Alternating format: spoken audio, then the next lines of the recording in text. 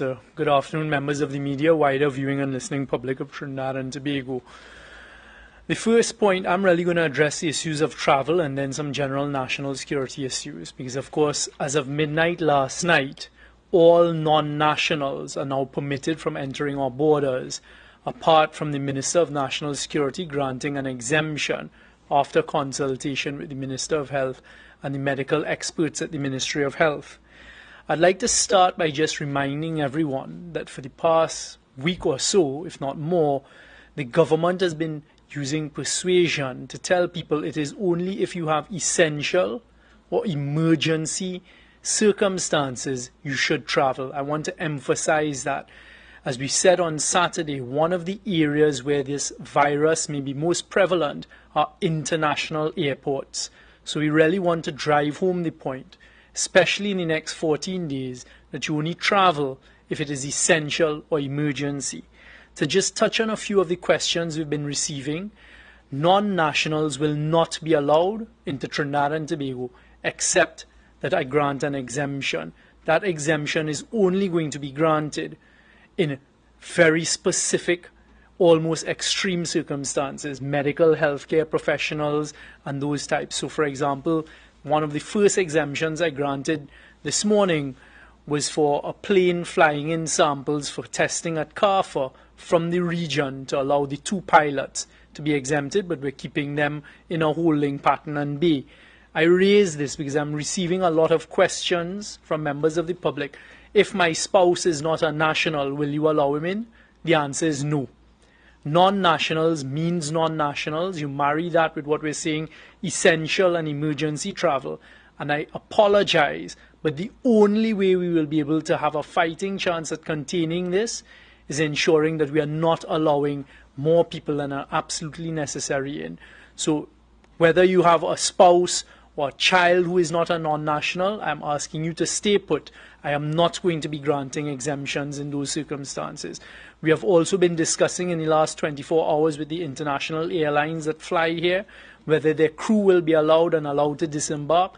Again, we have taken the position, the answer is no. So they will either super crew, which means fly with another crew on board so they can just take the aircraft and leave, or do turnarounds. The next 14 days are critical. Permanent residents as citizens are what we consider nationals.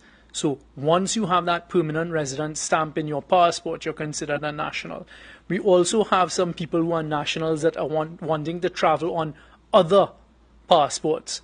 So you may have a US passport and then turning up saying, well, I'm a national of Trinidad and Tobago, and wanting to produce a birth certificate, etc. Understand that in the prevailing climate, it is very difficult for the staff at airline counters all over the world who may be flying to Trinidad to determine whether you are Trinidadian or Tobagonian on the basis of other documents other than a passport. So at this stage, I support those airlines that take the position, unless you have a Trinidad and Tobago passport, they cannot determine whether you are national or not. National security, as you heard the Minister of Health say, are playing a supporting role. We had a successful operation. I'd like to thank all of them, and our work has just begun in continuing what it is. One of the members of the media was just asking me that initially we said 75 people on the cruise, how come it's only 70? Understand that information is coming at us initially from persons on the boat, and as it turned out, 68 people came in today. That is the correct number. It is not that there are some others we have taken to other places. We had an operation in place. As soon as they landed, we looked after them, took them off of the plane, straight along with the Defence Force to a facility. The facility was already prepared by the Ministry of Health, and we continue to do so. We are securing these facilities and we are helping the people who are in quarantine. I had a conversation with the Chief Medical Officer this morning. His committee, along with the police and the Defence Force representatives, took a decision yesterday. The CMO, the Chief Medical Officer, is going to use the Quarantine Act, and persons who he has put in self-quarantine, we are going to be patrolling via the use of the police and the Defence Force to encourage them to stay in self-quarantine. And again, it comes down to personal responsibility. Please, if you have to self-quarantine, keep yourself in quarantine. It doesn't mean going out, mixing with your family members who may then go out into public and these types of things. We are also looking at other facilities. A successful site visit has been conducted this morning, Prime Minister, with the Trinidad and Tobago Defence Force and the medical Ministry of Health personnel of the Napa facilities, and we are immediately putting that into another facility that we can utilize. We've been told there are between 50 to 60 rooms available, and as we speak right now, they are being operationalized for our use to really keep persons out of the capacity area of our medical facilities in the first instance.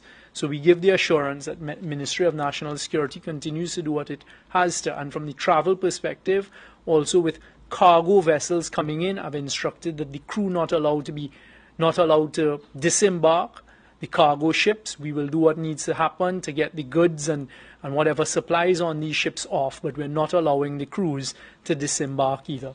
Thank you.